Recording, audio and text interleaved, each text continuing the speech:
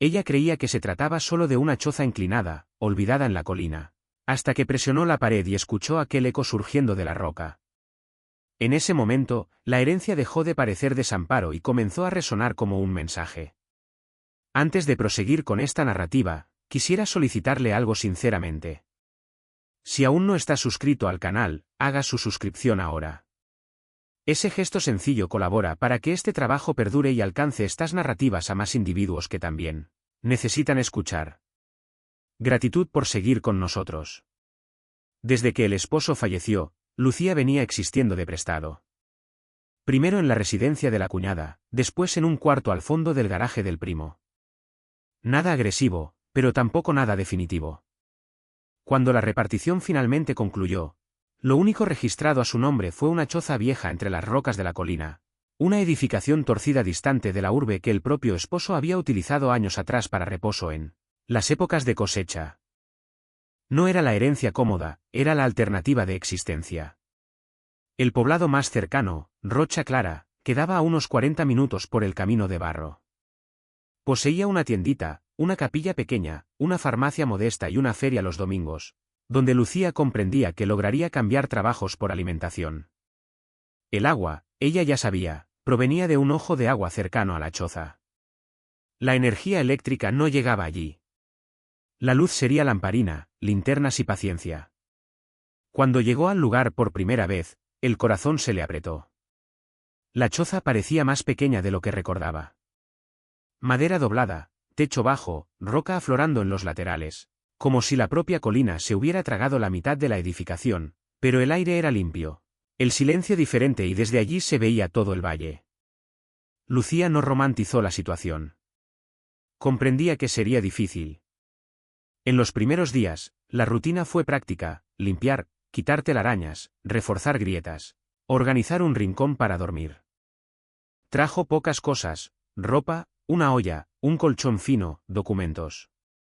El resto quedó para después. Fue en ese proceso de arreglar el interior que sucedió lo inesperado. Ella quería abrir espacio para el colchón, cerca de la pared lateral, donde la madera estaba un poco alejada de la roca. Cuando empujó la estructura, esperando solo el crujido común, oyó algo diferente, un eco profundo. No solo un hueco de madera, sino sonido de espacio vacío. Lucía se detuvo, empujó de nuevo. El eco vino otra vez. Curiosidad mezclada con recelo, tomó un destornillador viejo y comenzó a retirar algunas tablas. No hubo dificultad exagerada. Parecía que alguien ya había hecho aquello antes. Cuando la abertura fue suficiente, acercó la linterna. Detrás de la pared había una pequeña cavidad en la roca, no grande, pero sí profunda, lo bastante para entrar gateando. El aire allí adentro era seco y organizado. No era un agujero natural abandonado, era un refugio preparado. Lucía entró despacio. El corazón acelerado no era miedo puro, era reconocimiento surgiendo. Había una caja de metal pequeña, algunas fotos antiguas atadas con cordel y herramientas antiguas que ella reconoció inmediatamente como de su esposo. Fotos de su juventud en la colina antes incluso del matrimonio. Fotos que ella nunca había visto. Caja metálica, monedas antiguas, oro rural. De esas guardadas por agricultores antiguos para tiempos difíciles. No era una fortuna cinematográfica, pero sí seguridad real. Lucía se sentó en la roca fría por algunos segundos. No lloró alto, solo respiró hondo. El esposo había preparado aquel espacio mucho antes, tal vez como abrigo, tal vez como plan alternativo, tal vez como memoria. Ella percibió algo simple y poderoso: no había sido olvidada, había sido protegida de un modo silencioso. Cuando salió de la pequeña gruta, la choza parecía diferente, no más grande, pero sí significativa. En los días siguientes, Lucía reorganizó todo con una nueva perspectiva. Parte de las monedas quedó guardada para emergencias, otra parte la cambió discretamente en la ciudad. Con ese dinero compró alimentos básicos, mejores herramientas y alimento para un par de gallinas que decidió criar. Fue en ese periodo que otro detalle entró en la narrativa: un perro pequeño, mezcla de callejero con pastor, comenzó a aparecer cerca de la choza. No era el mismo tipo de protección de las narrativas antiguas, era compañía ligera. Lucía descubrió después en la villa que el perro venía acompañando a trabajadores de la colina y terminó quedándose. Ella comenzó a llamarlo Rastro, porque parecía saber siempre a dónde ir. Al atardecer, Lucía decidió bajar hasta Rocha Clara. Necesitaba comprar sal, fósforo, queroseno para la lamparina, y si podía, una lona para proteger el techo. Tomó una parte mínima de las monedas, muy pocas, las envolvió en un paño y las colocó en el bolsillo interno de la blusa. El resto quedó escondido en la gruta, no por paranoia, sino por inteligencia. La caminata hasta el poblado demoró más de lo que imaginaba. El camino era irregular y ella aún no tenía el cuerpo acostumbrado. Cuando llegó, el cielo ya empezaba a oscurecer. En la tienda, su Antonio, el dueño del lugar, la miró con sorpresa. «Lucía, ¿tú por aquí?», preguntó. «Vine a comprar unas cosas», respondió ella, intentando mantener la naturalidad. Él no hizo preguntas profundas, pero su mirada decía que ya había escuchado rumores. En el poblado, todos saben todo en poco tiempo. Lucía compró lo básico y preguntó discretamente sobre alguien que vendiera gallinas. «Tengo 2 ponedoras que puedo separar», dijo su Antonio. «Baratas. Si te vas a quedar allá arriba, necesitarás ayuda». Ella asintió. Era exactamente lo que quería, alimento que se renueva. Al salir, encontró a doña Teresa, una señora que vendía verduras en la feria y tenía manos firmes de quien ha vivido mucho. «¿Eres la viuda de José, verdad?», preguntó sin maldad. Lucía confirmó con un gesto. «José subía mucho a la colina», dijo doña Teresa. «Él decía que allá arriba era el único lugar donde su cabeza descansaba». «¿Vas a poder sola?». Lucía respiró hondo. «Voy un día a la vez». Doña Teresa la miró con respeto.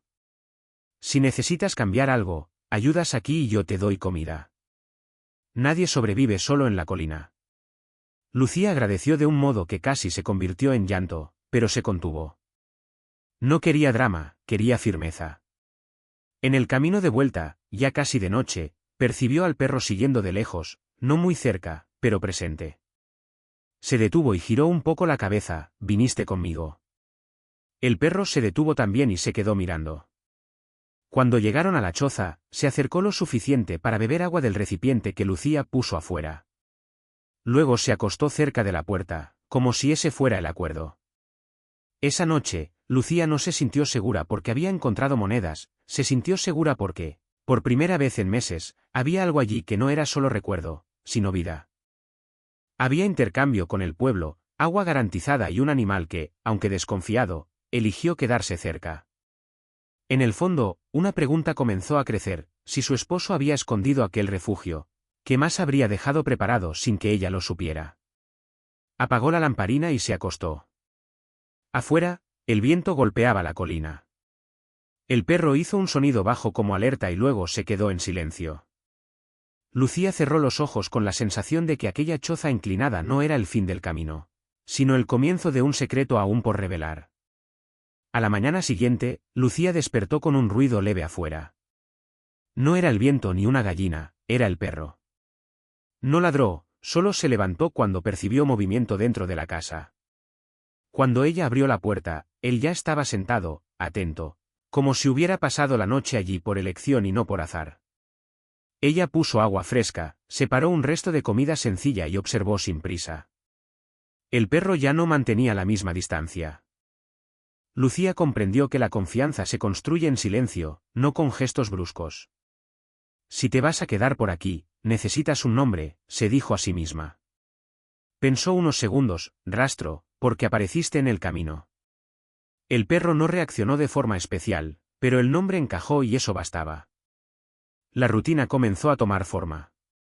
Por la mañana, Lucía buscaba agua en el ojo de agua. Cuidaba el pequeño huerto que había iniciado cerca de las rocas y verificaba las grietas de la choza. Por la tarde, organizaba la comida, separaba los huevos y preparaba lo que llevaría a la feria del domingo. Rastro la acompañaba en casi todo, siempre un poco adelante o un poco atrás, pero presente. El poblado de Rocha Clara también comenzó a verla con naturalidad.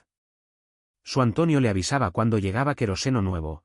Doña Teresa le enseñó una forma más eficiente de conservar las verduras. Pequeños gestos que sostienen una vida sencilla. Lucía no romantizaba aquello. Comprendía que era un esfuerzo diario, pero también entendía que ya no estaba completamente sola.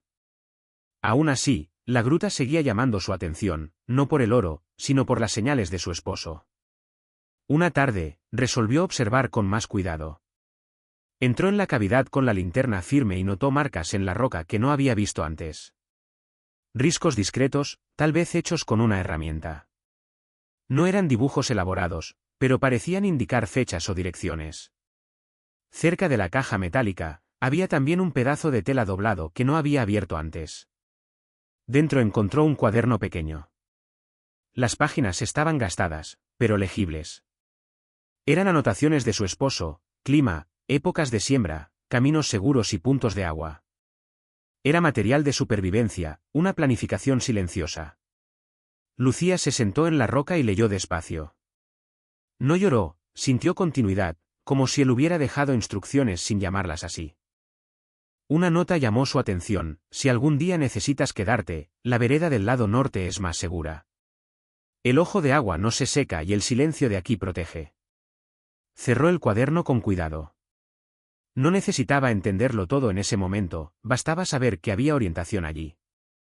Cuando salió, Rastro estaba acostado en la entrada, mirando la colina. Aquella imagen trajo calma. En los días siguientes, Lucía pasó a usar la información del cuaderno. Ajustó la siembra, encontró un mejor punto para recolectar leña e identificó un atajo hacia el pueblo. La vida mejoró y, curiosamente, el miedo disminuyó. La colina siempre exige respeto, pero la sensación de abandono fue sustituida por un sentido de pertenencia gradual.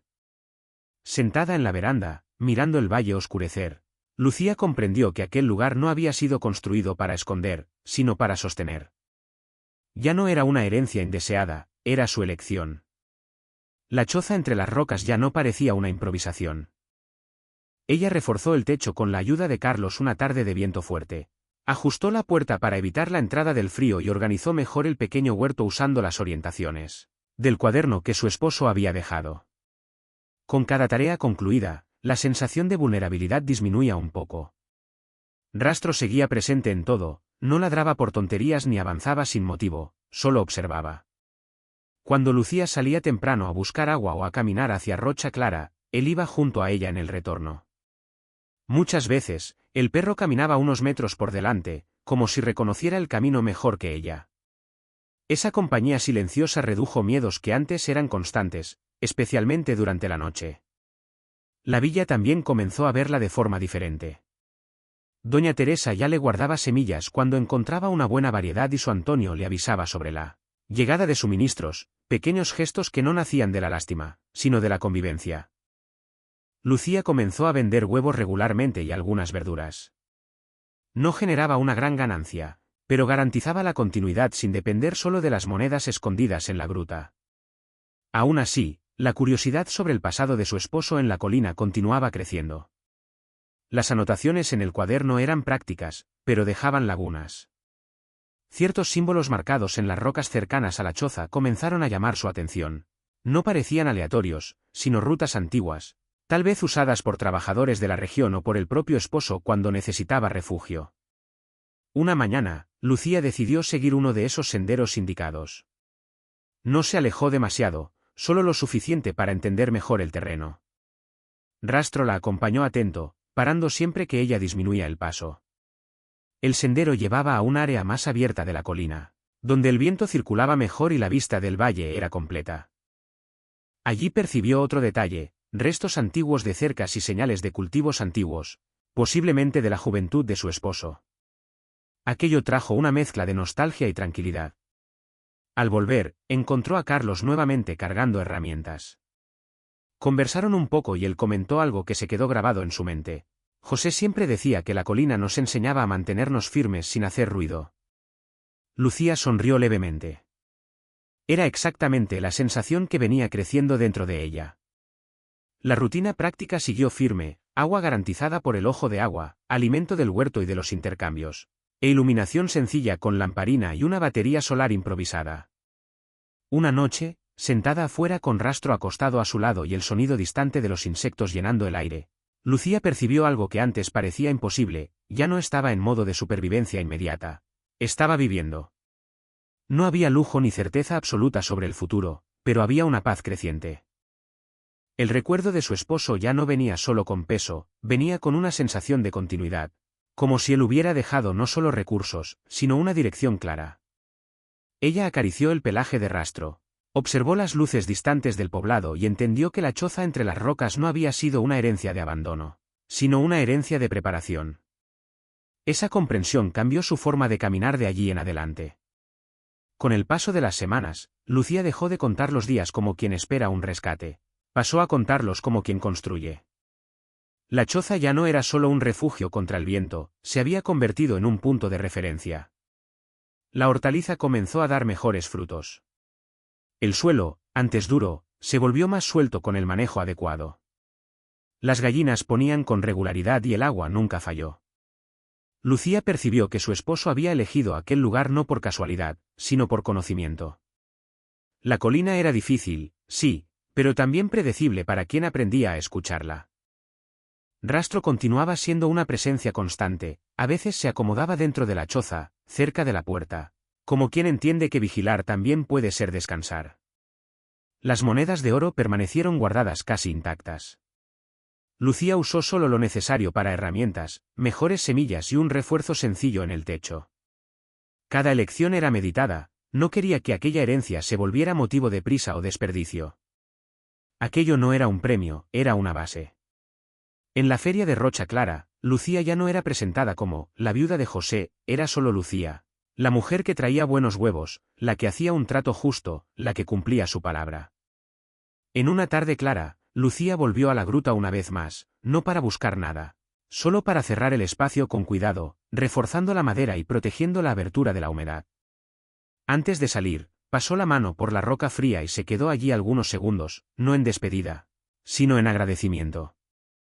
Entendió el sentido de todo, su esposo no había dejado un secreto para sorprender, había dejado un camino para permanecer. Ella había elegido quedarse, y quedarse no era desistir, era una elección de vida.